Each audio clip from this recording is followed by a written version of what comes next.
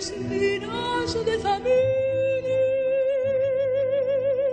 la mismas estes octo, la mismas estes octo, tu treno gatti caterini, le espinas de familia.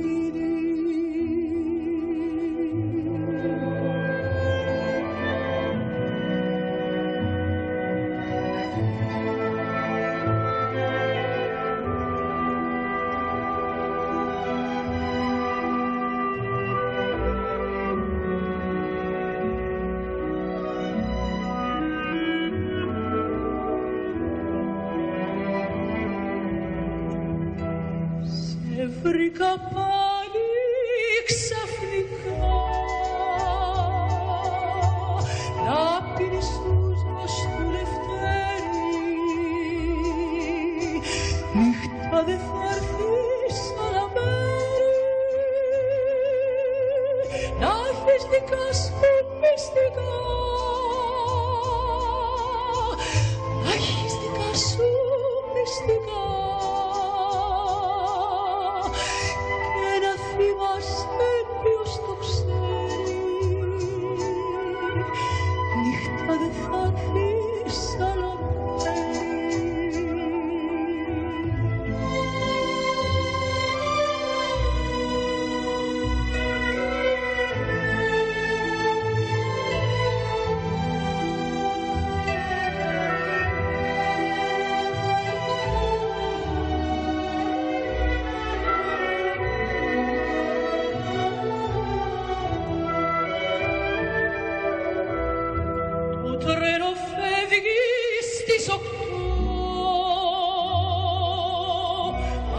Μονάχος έχεις μείνει, σκοπιά φυλά στην Κατερίνη, μες στην ομίχλη πεντοκτώ, μες στην ομίχλη πεντοκτώ, αχύρις την καρδιά μου δίνει το τρένο.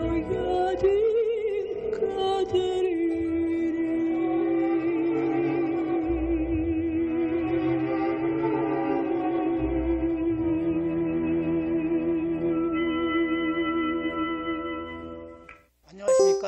기획조정실장 김기희입니다. 오늘은 그 제17회 미래기획 포럼을 개최하겠습니다. 먼저 대전 세종연구원 유재일 원장님의 인사 말씀 읽겠습니다. 네, 안녕하십니까. 이 아그네스 발차 기차는 8시에 떠나네. 이게 작년 11월 달에 미래기획 포럼 강철교 교수님 그 한국경제 그 주제 때 이 감상했던 노래입니다. 아마 작년에는 그리스 그 모라토리움 그 선언 그 상황에서 앞으로 그리스 국민들이 그 고통과 아픔이 있을 거다. 그래서 우리가 생각하면서 한번 감상을 했던 곡이죠.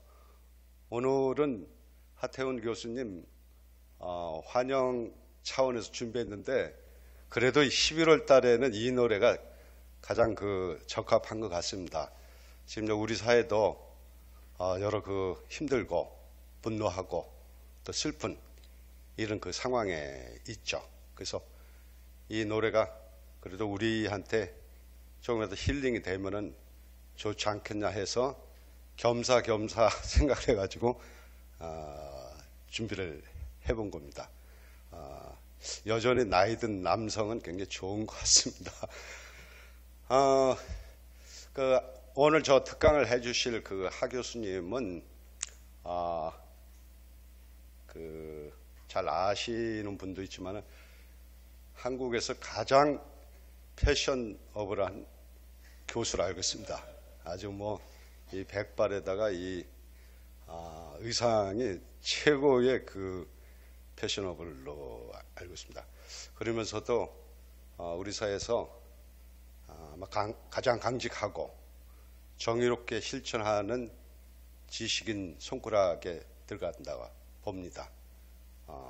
근데 우리 하 교수님이 우리 그 공주 출신입니다. 그리고 대전에서 그 고등학교를 마쳤는데 자랑스러운 그런 생각이 듭니다. 그 가장 그 정의롭게 실천하는 분이 우리 그 취향 분이라는 것에서 그 프라이드를 그 생각을 해봅니다. 우리 사회가 여러 가지 뭐 문제가 있습니다. 정의롭지 못하고 부조리하고 이런 문제를 접할 때 우리는 인간성의 문제를 생각을 하고 그리고 그것을 개인의 성찰로 접근하는 경향이 많죠. 그런데 인전은 또 다르게 접근할 필요가 있다. 이 국가의 문제, 또 정치와 법의 문제라고 우리가 접근을 할 필요가 있다고 봅니다. 그래서 그런 점에서 오늘 특강이 많은 도움이 되지 않겠는가. 앞으로는 인문학적으로 세상을 보는 것도 필요하지만은 사회과학적으로 세상을 볼 필요가 있지 않겠는가. 그런 생각을 해봅니다. 자, 그 유익하고 좋은 시간이 되기를 바랍니다. 감사합니다.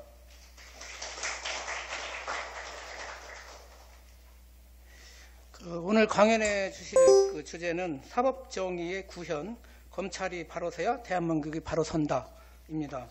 오늘 강연해 주실 그 하태훈 교수님의 양력을 간단히 말씀 올리겠습니다.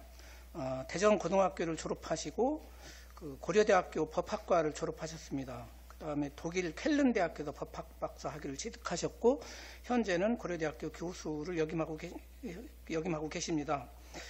대검찰청 검찰개혁심의위원회 의원을 역임하셨고요. 현재는 참여연대 공동대표를 맡고 계십니다. 그럼 오늘 강연해 주실 하태훈 교수님을 모시겠습니다. 뜨거운 박수로 환영해 주시기 바랍니다.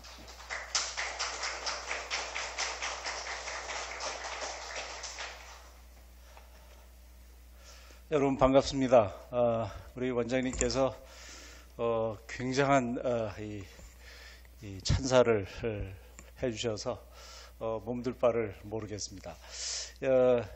미래기획포럼이 17차인데 16차까지 어느 분들이 왔는지 제가 봤더니 감히 제가 여기에 서면 안 될 것 같은 아주 대단한 분들이 와 계셨던 것 같습니다. 그냥 제가 내세우자면 최근에 2016년에 시사저널이라고 하는 잡지가 있는데 주간지가 있는데 거기서 2016 대한민국 이끌 NGO 아마 인기 투표를 했는지 거기에 1등은 아니지만 2등에 1등은 누구냐면 한비아 씨라고 여러분 잘 아시는 한비아 씨인데 뭐 퍼센트도 7.2%고 저는 6.1% 2등인데 거기에 기사가 재밌습니다. 깜짝 등장했다 이렇게 되어 있습니다. 하태훈 교수가 깜짝 등장했다 이렇게 되어 있는데 하여튼 제가 90년대 후반부터 시민단체 활동을 쭉 참여연대 활동을 하면서 주로 이제 사법개혁과 관련된 일들을 주로 해와서 그런 것들이 그래도 요즘 꼭 필요한 일들이어서 인정을 받는 것이 아닐까 뭐 그런 생각이 듭니다.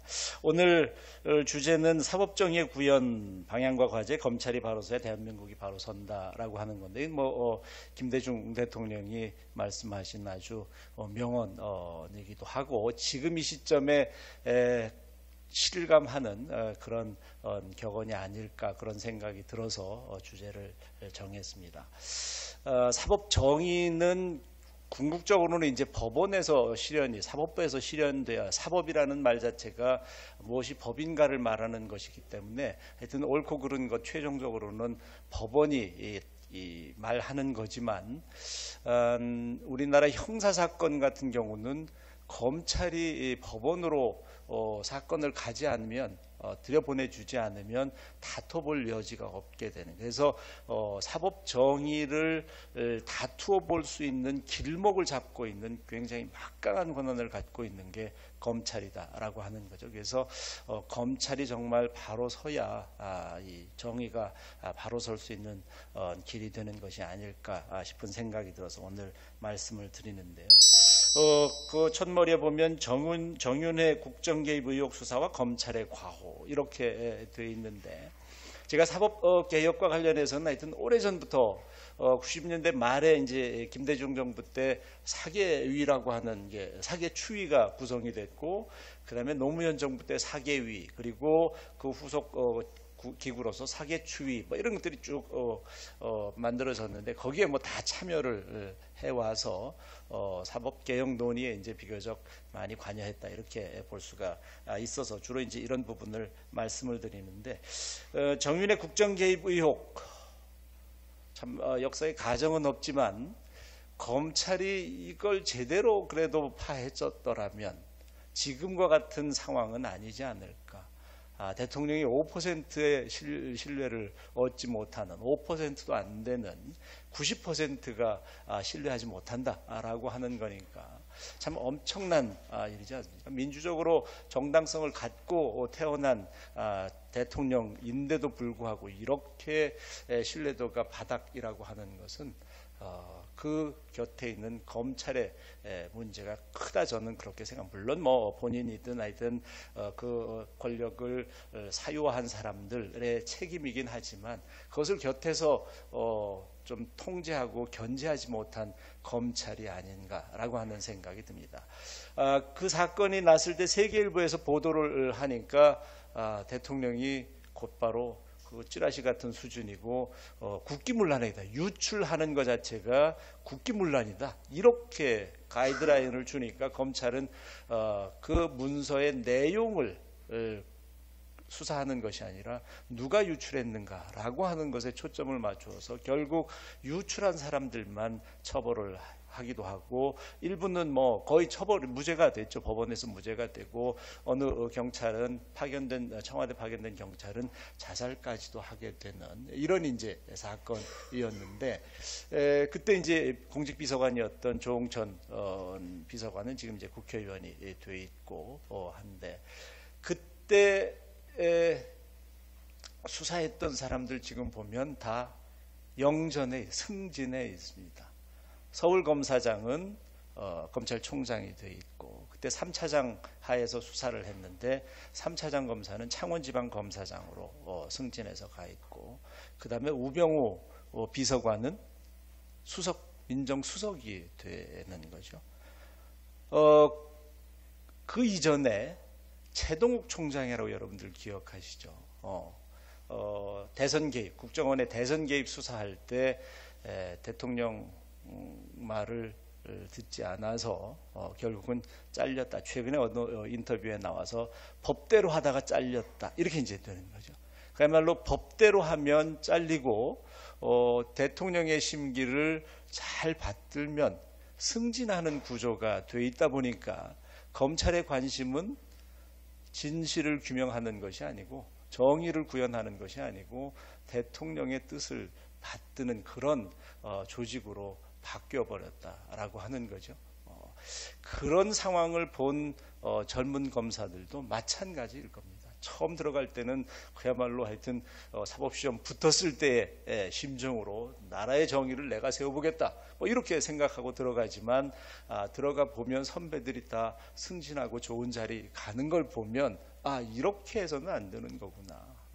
상사의 말을 잘 듣고 정치권의 말을 잘 들어야지만 승진하고 영전하는구나 라고 하는 것을 아는 순간부터는 이제 처음에 기계가 꺾이게 돼 버린 그런 구조가 돼 버리는 거죠.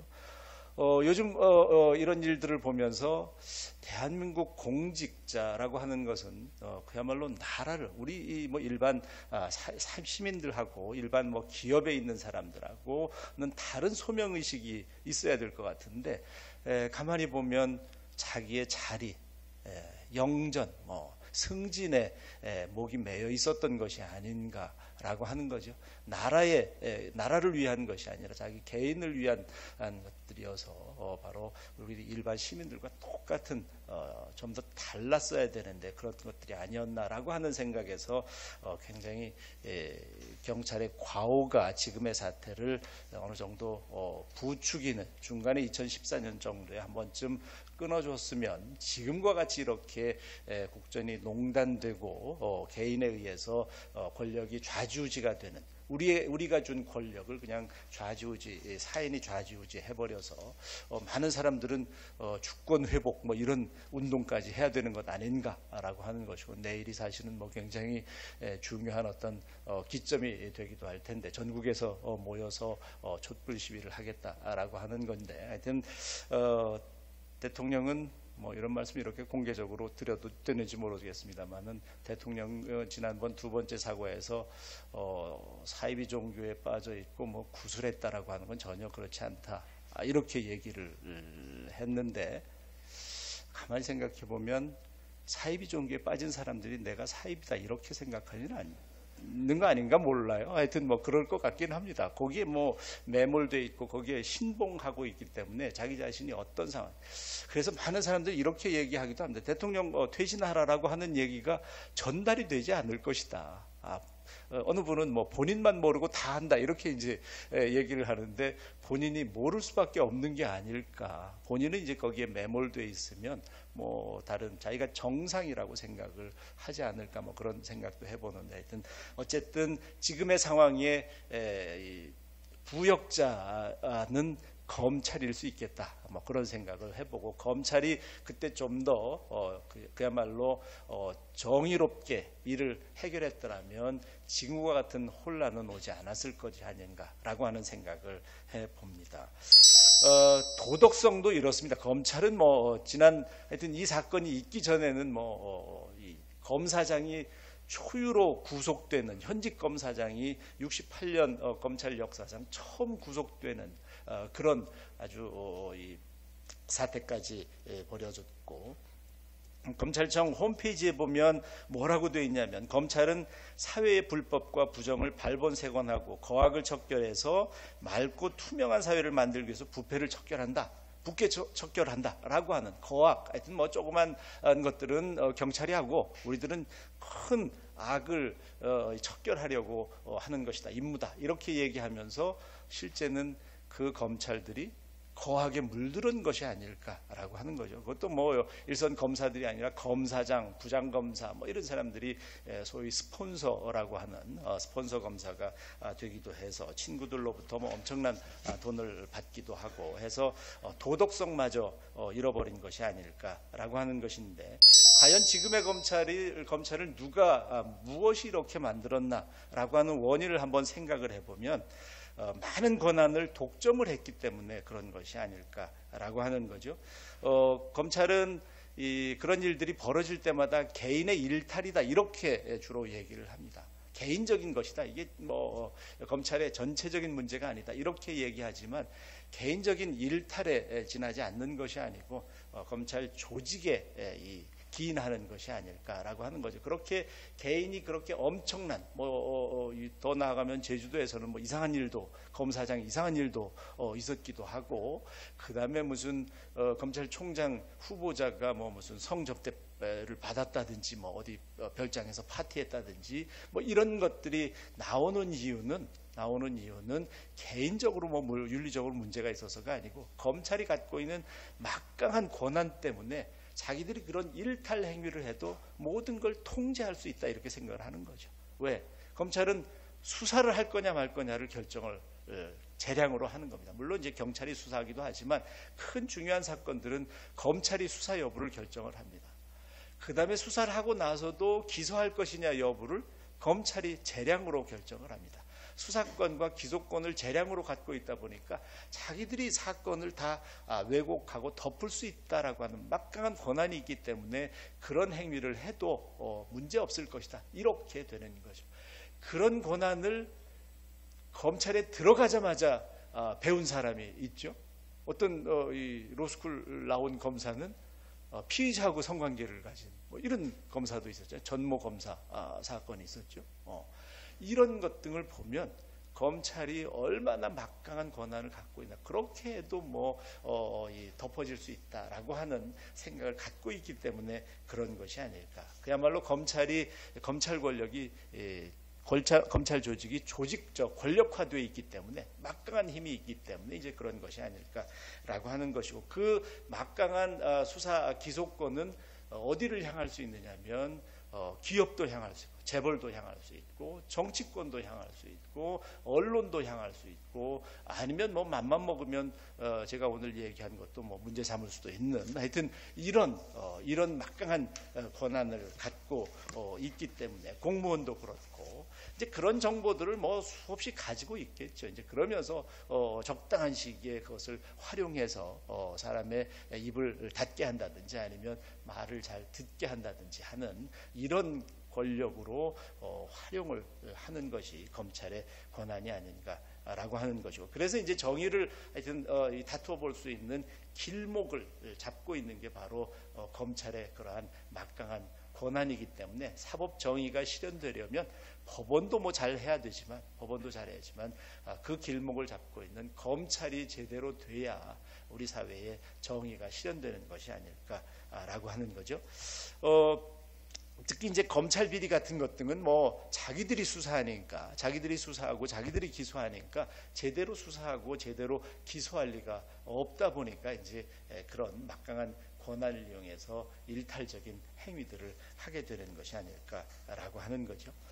이렇게 이제 많은 이 비리들이 있고, 검찰 비리도 있고, 그런데 그런 비리가 연례 행사처럼 반복이 되고, 그에 맞추어서 이제 개혁을 해야 되겠다라고 하는 것들이 이제 계속 논의가 되는 거죠. 지금까지 한 20여 년 이상 논의가 됐고, 이명박 정부와 박근혜 정부 들어와서는 사법개혁, 검찰개혁을 포함한 사법개혁에 관한 논의가 이제 중단이 돼 있기는 하지만, 그렇다고 해서 아무런 문제가 없고 사법개혁의 필요성이 없는 것은 아니지만, 하여튼 이명박 정부나 박근혜 정부의 경우에는 검찰의 권력을 기댈 필요가 있기 때문에 그런 것이 아닐까. 검찰의 권력을 기대해야지만 아까 말씀드린 그런 막강한 권한을 통해서 자기 마음대로 통치할 수 있는 것이어서 그런 것이 아닐까. 박근혜 대통령도 공약을 했었죠. 검찰개혁 하겠다. 청와대에 지금 엄청나게 많은 검사들이 파견이 돼 있습니다. 수석비서관뿐만 아니라 일반 검사들도 굉장히 많이 10명 이상이 파견되어 있습니다. 그래서 제가 어느 칼럼에도 청와대가 검찰청이다 이렇게 칼럼에 지적한 적도 있는데, 그 엄청난 이 권한을 청와대에서도 검찰의 그러한 권한을 등에 업어야지만 자기의 통치에 도움이 될 수 있다, 이렇게 이제 생각하니까 그런 것이 아닐까 싶고, 이 박근혜 정부 들어와서는 다 검찰이었습니다.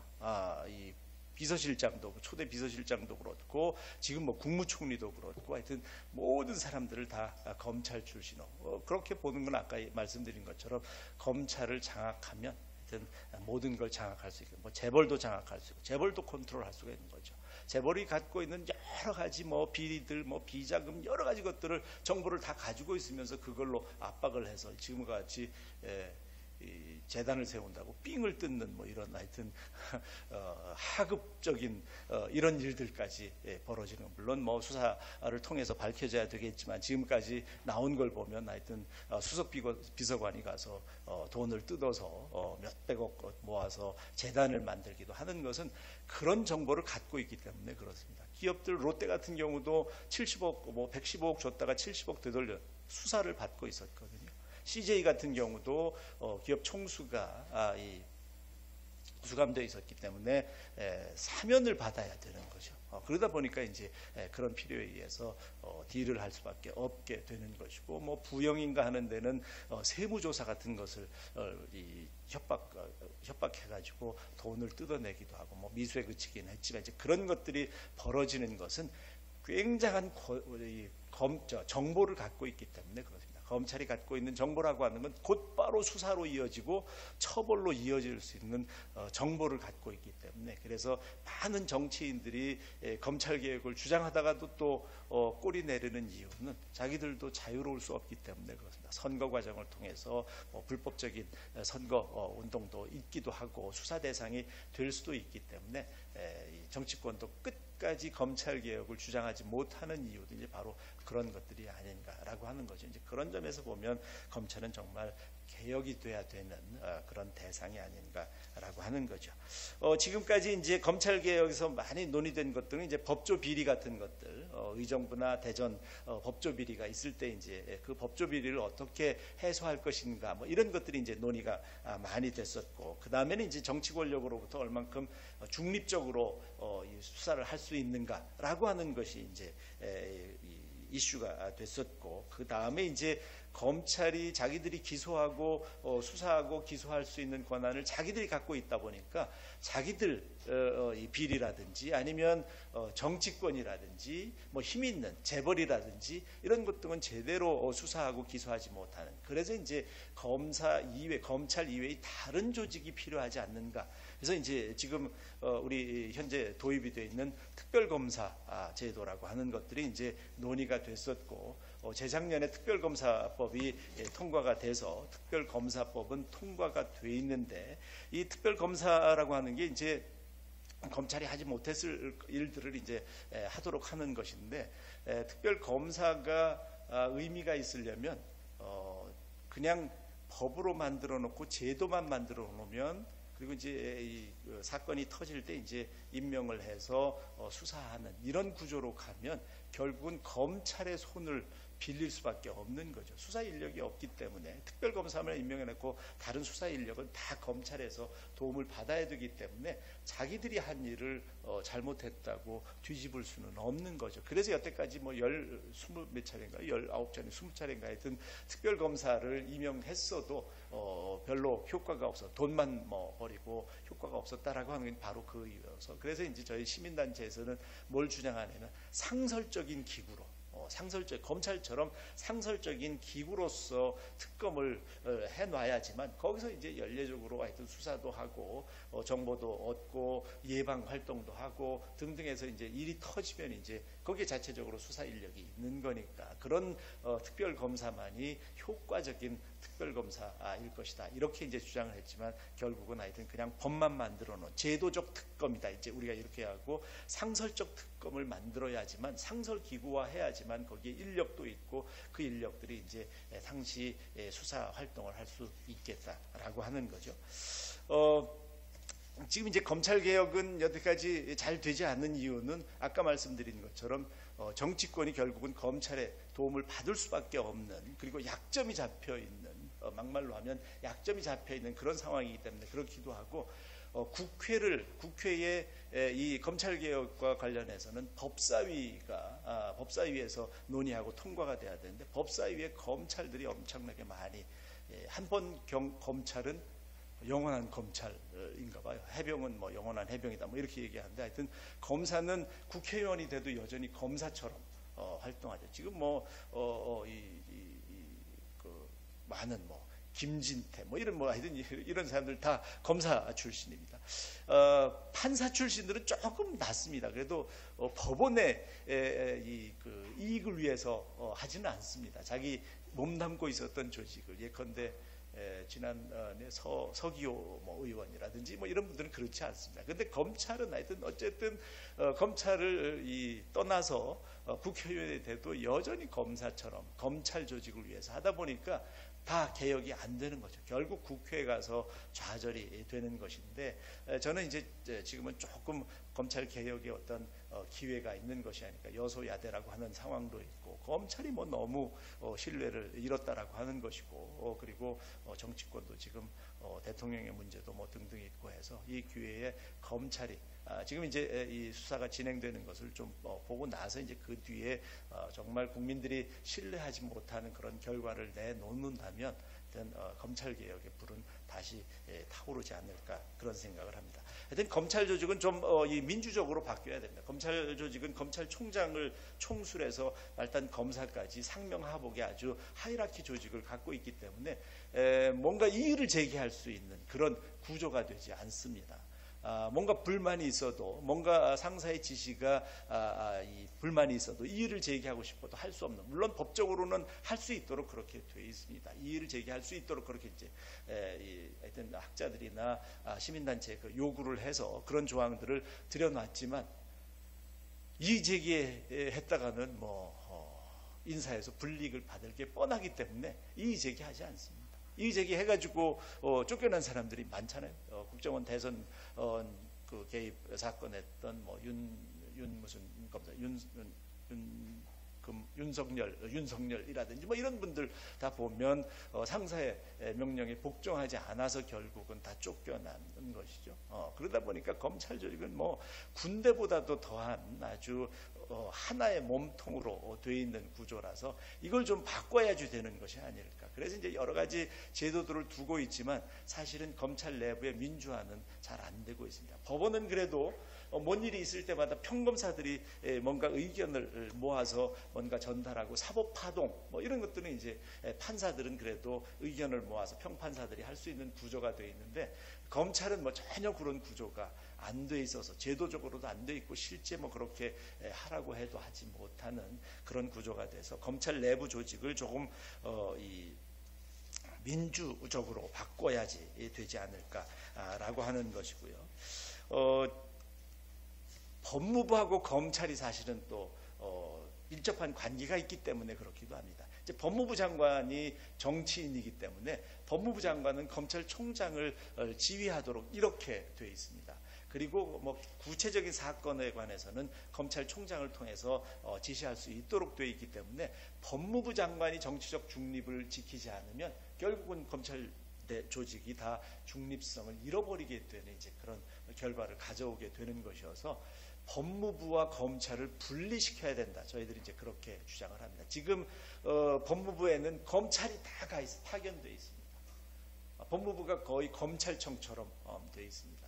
근데 이 사람들이 전문성도 없습니다. 왜냐하면 거기에는 인권국도 있고 무슨 송무국도 있고 무슨 여러 가지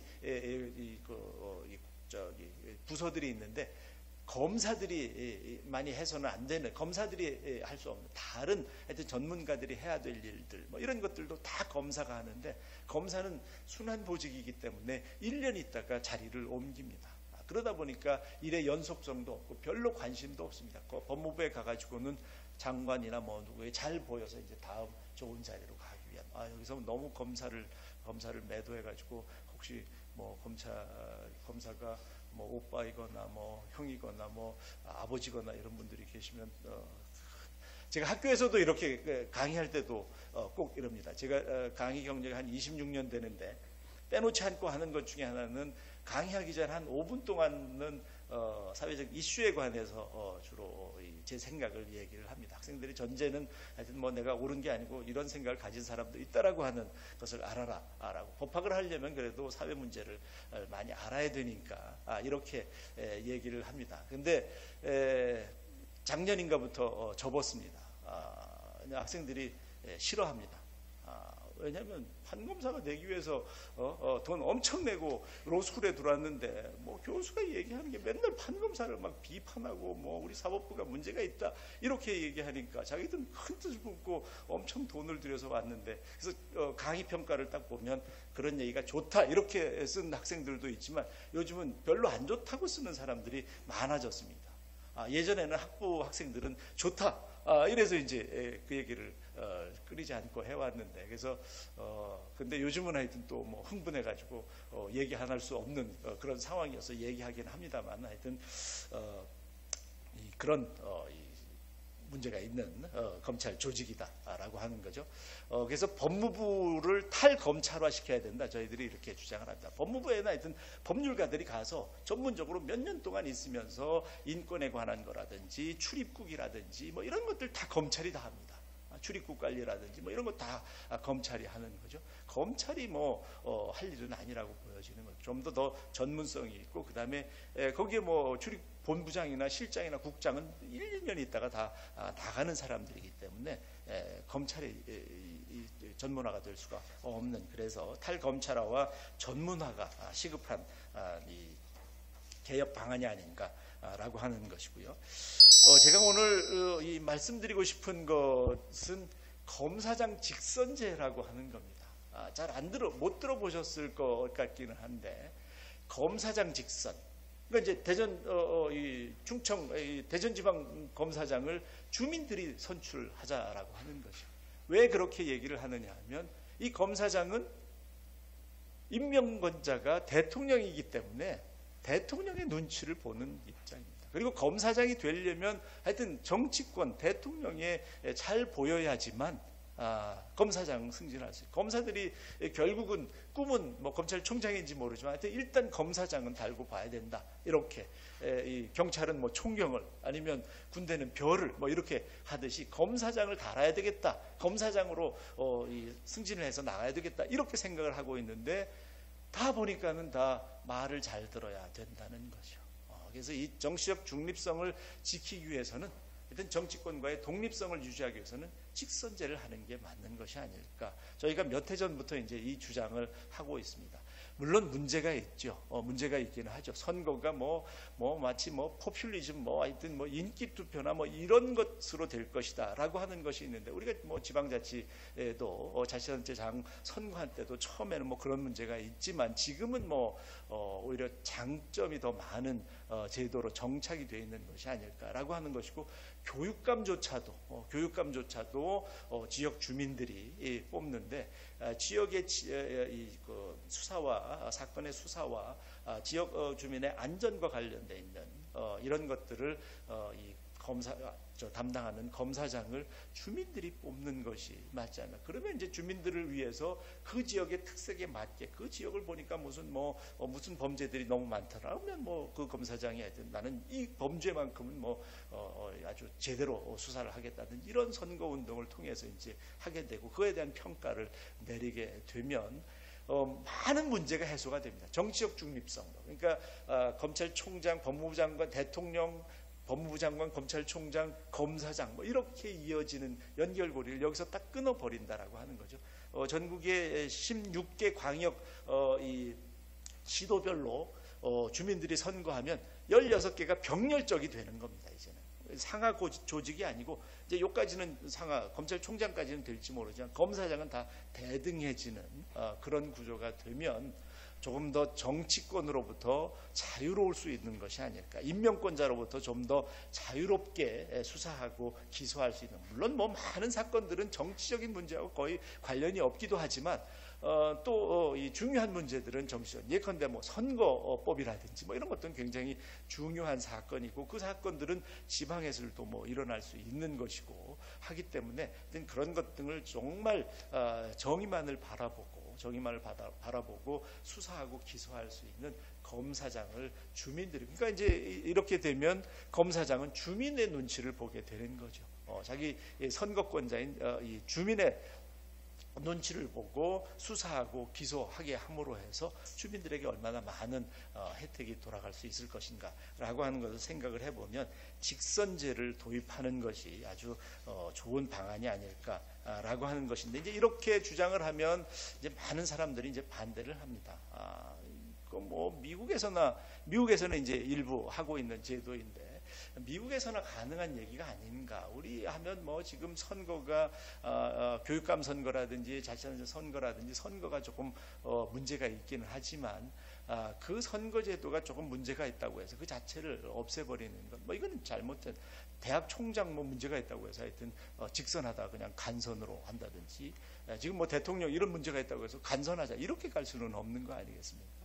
그래서 그런 문제들을 이제 제도적으로 좀 보완을 하면 선거의 공정성 뭐 이런 것 등은 좀 살릴 수 있는 것이 아닐까라고 하는 것이고, 그리고 이제 지역의 문제는 뭐 지역 주민들이 잘 알기 때문에 우리 지역에 적합한 어떤 검사장이 필요한 것인가라고 하는 것들은 주민들이 할 수 있는 것이 아닐까라고 하는 것이, 이 검사장 직선제는 뭐하고 같이 논의를 하면 좋겠느냐 하면 이제 자치경찰의 문제라든지 뭐 이런 거하고 같이 이제 논의가 되면 될 수 있는 문제가 아닐까라고 하는 것인데, 사실은 뭐 굉장히 요원합니다. 이게 이제 도입되려면 뭐 여러 가지. 그래서 이제 저희들은 이 교육감 선거라든지 지방자치단체장 선거법을 모델로 해서 지금 법안을 다 만들어서, 하여튼 국회의원 중에 누가 공감하는 국회의원이 있으면 발의를 해서 통과시켜 볼까 하는 이제 그런 생각이 있고, 내년 대선일지 뭐 내년 초 대선일지 내년 말 대선일지 뭐 언제 대선일지를 모르지만, 하여튼 앞으로 대통령 후보도 이런 이 중요한 문제, 검사장 직선제와 관련되어 있는 검찰 개혁에 관련되어 있는 문제들을 공약으로 내세울 수 있도록 저희들이 이제 준비를 하고 있어서, 하여튼 지역 이 단체들과 연대하기도 해서 이것을 좀 전국적으로 좀 전파를 하고 그럴 생각입니다. 하여튼 민주적 통제밖에 없는 것이 아닐까라고 하는, 검찰의 그 막강한 권한을 통제할 수 있는 것은 주민에 의한 통제. 물론 뭐 대통령도 우리가 뽑아놨는데 엉망인 것처럼 뭐 엉망일 수 있겠지만 이거는 뭐 특별한 케이스가 아닐까 싶긴 합니다. 뭐 이런 대통령이 우리가 뭐 가져본 적이 없는 이거보다 조금 덜한 사람은 있었어도 이렇게까지 이 국민들이 준 이 권력을 그냥 남용해 버리는, 사인에게 주고 마간대로 행사하도록 한 뭐 이런 대통령은 없었던 것이 아닐까 싶어서, 하여튼 주민들에 의한 통제, 시민들에 의한 통제, 국민에 의한 통제, 즉 민주적 통제가 권력이 부패되는 것, 권력이 제대로 가지 않는 것을 막을 수 있는 아주 좋은 길이 아닐까, 저는 그렇게 생각을 합니다. 이 제도를 도입하자 그러면 이제 검찰이랑 아니면 조금은 뭐 보수적인 생각을 하는 분들은 하여튼 안 된다, 이렇게 얘기하면서 뭐 하려면 법원장도 해라, 뭐 이렇게 이제 막 제가 여기다 물귀신 작전이라 이랬는데, 안 되게 하려면 이제 딱 그러면 야, 이거 법원장까지도 해야 돼, 뭐 다 해야 되는 거 아닌가, 뭐 이렇게 되면 결국은 뭐 좌초가 되는 거겠죠. 이제 그렇게 주장하는 분들도 있고, 뭐 하여튼 혼란스럽다, 뭐 이렇게 이제 얘기도 하고, 우리 제도와 맞지 않는다, 뭐 이런 얘기를 하는데, 국민 참여 재판 제도를 한번 배심 제도, 참여 재판 제도를 한번 생각을 해보시면, 이거 뭐 엄청 반대가 많았었죠. 시기상조다, 우리나라에는 시기상조다 뭐 그랬지만, 물론 이게 완전 우리나라에 정착이 됐다 이렇게 볼 수는 없지만, 그래도 사법의 신뢰를 조금 얻게 하는 것 중에 하나가 국민 참여 재판이 아닌가라고 하는, 주민들이 우리가 권력을 준, 사법부 같은 경우는 선출된 권력이 아닙니다. 그러면서 엄청난 권한을 행사하는 거죠. 입법 행정은 우리가 선출한 권력이지만, 사법부는 뭐 대법원장이든 아니면 뭐 법원장이든 선출된 권력이 아님에도 불구하고 엄청난 권한을 행사하는 거죠. 행정부나 이 국회나 동일한 정도의 권한을 행사하고 있는 것이어서 민주적으로 통제할 수 있는 방법이 없을까? 하여튼 주민이 참여할 수 있는 방법이 뭘까 해보니까, 이제 그나마 그래도 배심제라고 하는, 국민이 재판에 직접 참여해서 사법권을 행사하는, 이렇게 가면 국민들이 조금은 좀 동의를 할 수 있다라고 하는 거죠. 자기들이 이제 들어가서 재판을 실제 해보고 하게 되면 사법에 대한 신뢰도 생기는 것이 아닐까라고 하는 것인데, 어느 정도 하여튼 정착이 되고 있는 단계다라고 하는 거죠. 그 다음에 이제 우리나라에 인신구속을 할 때 구속영장 실질심사제도라는 게 있었습니다. 예전에는 구속영장을 검사가 청구를 하면 법원이 그냥 서류만 보고 발부를 했습니다. 근데 요즘은 데려다가 불러다가 물어보죠. 신문을 하죠. 그래서 뭐 최순실 씨도 했고, 뭐 안종범 씨도 했고, 누구는 포기했죠. 정호성은 포기했던가, 뭐 하여튼 이런데, 그 구속영장 실질심사제도도 검찰이 엄청 반대했습니다. 엄청 반대했습니다. 이거 해가지고는 수사 못한다라고 하는 거죠. 영장 발부받아서 인신 구속한 상태에서 수사하는 거 굉장히 쉽잖아요. 그러니까 이 검찰은 영장 청구권도 있기 때문에 수사를 뭐 아주 쉽게 할 수 있습니다. 신병 확보해가지고 지금은 좀 다르지만 하여튼 예전에는 좀 고문도 좀 하고 뭐 좀 협박도 좀 하고 뭐 이러면 불지 않겠어요? 그 신문조서는 법원에 가면 그대로 증거 능력이 있습니다. 검사 작성의 피의자 신문조서는 그러니까 검사가 불러다가 조지는 이유가 그겁니다. 거기 그 쓰여 있는 대로 그대로 증거 능력이 있는 것이거든요. 물론 이제 피고인이 가가지고 부인하겠죠. 근데 이제 판사는 이 부인하는 진술이 이게 신빙성이 있는지, 검찰에서 진술한 게 신빙성이 있는지를 판단을 하는데 이게 더 신빙성이 있다 이렇게 판단하는 경우가 거의 대부분입니다. 경찰이 작성한 조서의 경우는 그대로 증거 능력이 없고 피고인이 부인하면 종이 쪽지가 돼버립니다.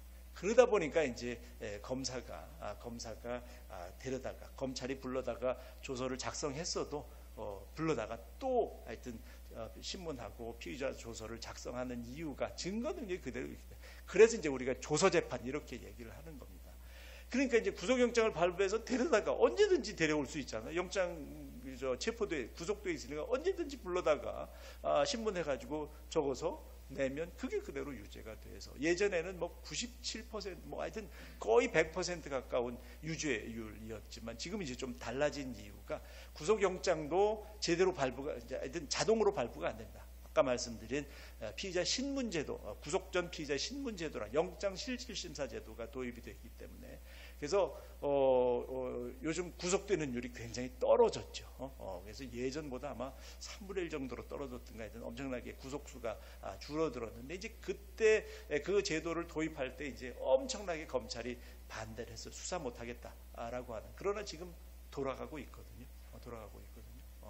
그래서 그런 제도가 우리에게 생소하지만 하여튼 우리에게 낯이 익지는 않지만 잘 운용하면 그 원래의 효과를 잘 발휘할 수 있는 것이 아닐까라고 하는 것이고 그러다 보니까 제가 말씀드린 검사장 직선제도 지금 검찰이 갖고 있는 많은 문제들을 한 큐에 하여튼 일거에 물론 뭐 이상적이긴 합니다. 어떻게 될지 예측하기가 쉽지는 않지만 한 번에 해결해 줄 수 있는 그런 아주 좋은 지금까지 나온 어떤 방안보다도 좋은 것이 아닐까라고 하는 거죠. 이제 특별검사 같은 것도 우리가 주장을 했었는데 그것도 이제 좋은 방안이긴 하지만 아까 말씀드린 것처럼 특별검사를 임명해도 결국은 수사 인력은 검찰의 도움을 받기 때문에 검찰이 수사한 내용을 뒤집을 수 없다라고 하는 거죠. 그래서 이제 그나마 되려면 제도적인 것이 아니고 상설적인 기구로서 이제 사무실을 두고 하여튼 거기에 검사들 검찰 수사를 해본 경험 있는 사람들을 직원으로 고용을 해서 이제 거기서 이제 항시 수사를 할 수 있는 이런 구조로 가면 조금 나아질 수는 있지만 하여튼 그렇게는 절대 못 가게 검찰이 지금 막고 있는 겁니다. 그래서 이제 한 발 물러서서 특별검사 제도적으로만 그냥 검사를 임명을 해서 그때마다 검찰 인력의 도움을 받아서 수사를 할 수 있도록 이렇게 이제 만든 거거든요. 검사장 직선제나 하여튼 그런 것 등을 다 좀 뛰어넘을 수 있는 하여튼 좋은 방안이 아닐까라고 하는 생각이 들어서 여러분들도 하여튼 다 이해하지는 못해서 제가 뭐 제대로 다 설명은 못했지만 이런 방안이 있더라 이런 방안이 뭐 좀 괜찮은 것 같다라고 하는 것을 널리 전파하시면 조만간 하여튼 검사장도 여러분들 뭐 선거하면 좋잖아요. 검사장도 교육감도 내 손으로 뽑고 자치단체장도 뽑고 검사장도 뽑고 하면 뭐 좋지 않겠어요? 그 사람들이 눈치를 볼 수밖에 없는 거 아니겠어요? 그때만이라도 인사를 받아봐야 되지 않겠어요? 악수도 받고 선거할 때마다라도 평소에는 하여튼 뻣뻣하게 가지만 선거할 때만이라도 굽신굽신 하도록 하는 것. 그 정도는 돼야 되지 않을까 그런 생각이 듭니다. 하여튼 마무리해 보면 대통령이 아니라 정말 국민을 섬기는 검찰이 돼야 되는 것이 아닐까라고 하는 거죠. 대통령의 심기를 파악해서 대통령의 심기에 맞게 수사하는 것이 아니라 하여튼 국민의 눈치를 보는 검찰이 돼야 되는 것이 아닐까. 사법정의는 전국적으로 사법부에 의해서 그래서 우리가 관을 저스티스라고 얘기하는 이유도 사법정의는 궁극적으로 대법원에 가서 실현이 되기 때문에, 최종심인 대법원에서 실현되기 때문에 그런 것인데, 그 사법의 길목을 검찰이 맡고 있기 때문에 하여튼 검찰이 제대로 돼야지만 사법정의가 실현될 수 있다라고 하는 것이고, 그래서 정치적으로 예속되어가는 검찰, 정권의 신여라는 오명을 뒤집어쓴 검찰은 좀 그대로 저희들이 둘 수는 없는 것이 아닐까. 비리로 얼룩진 검찰을 그냥 내버려 둬서도 안 되고, 검찰 조직을 좀 변화시켜야 되는데, 정치적으로 독립된 검찰, 그다음에 민주화의 가치와 인권의 가치를 존중하는 검찰, 국민을 섬기는 검찰, 거악을 척결하는 공정과 청렴의 아이콘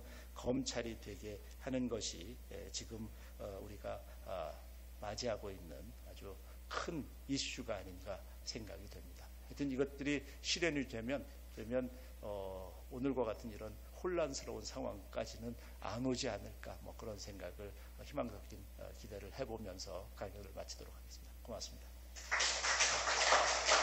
혹시 뭐 질문이 있으시면 질문을 해주시면 좋겠습니다.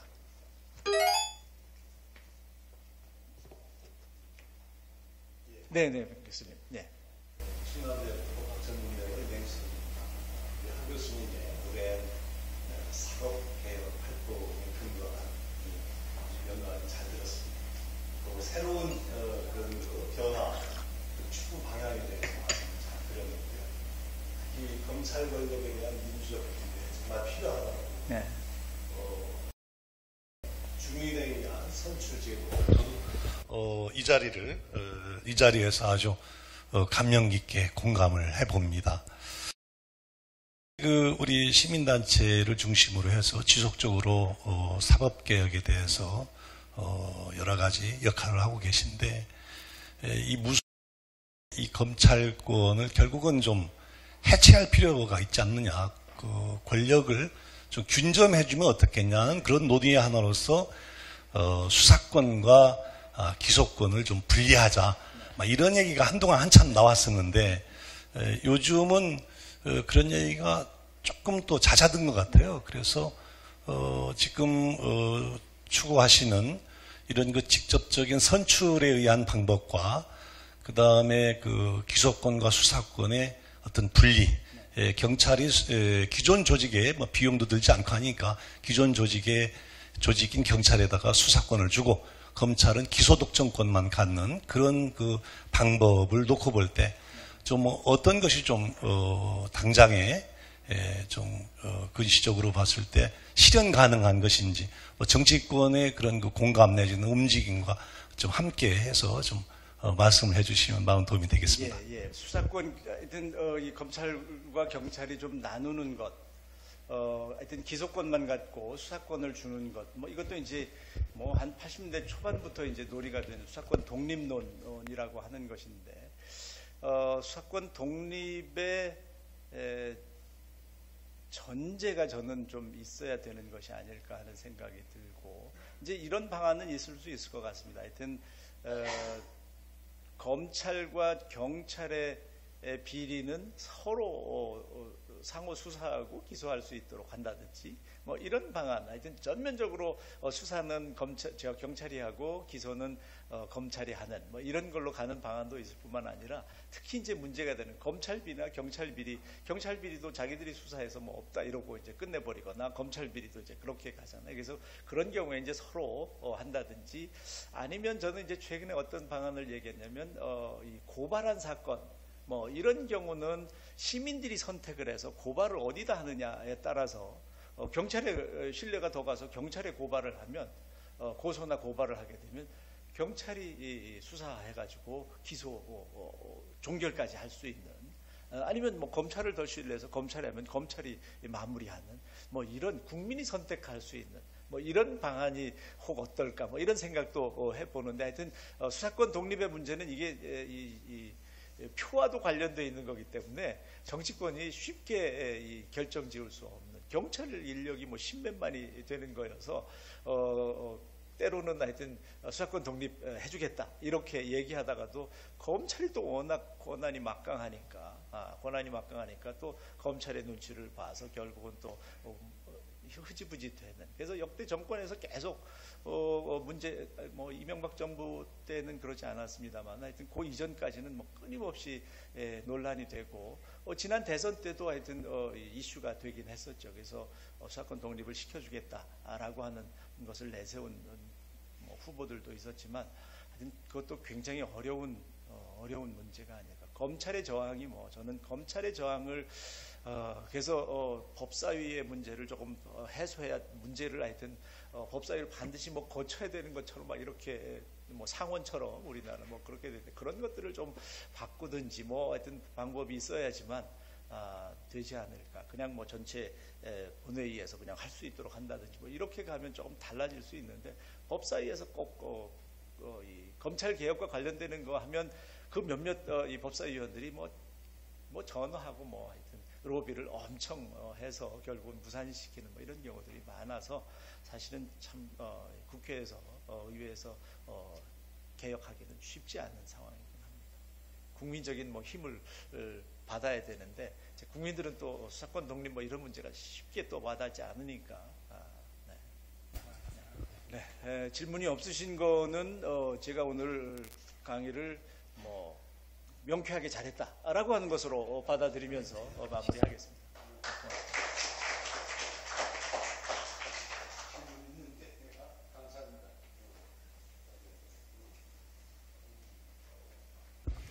네, 이것으로 그 제17회 미래기획 포럼을 모두 마치겠습니다. 다시 한번 우리 그 하태곤 교수님께 박수 부탁드립니다. 네.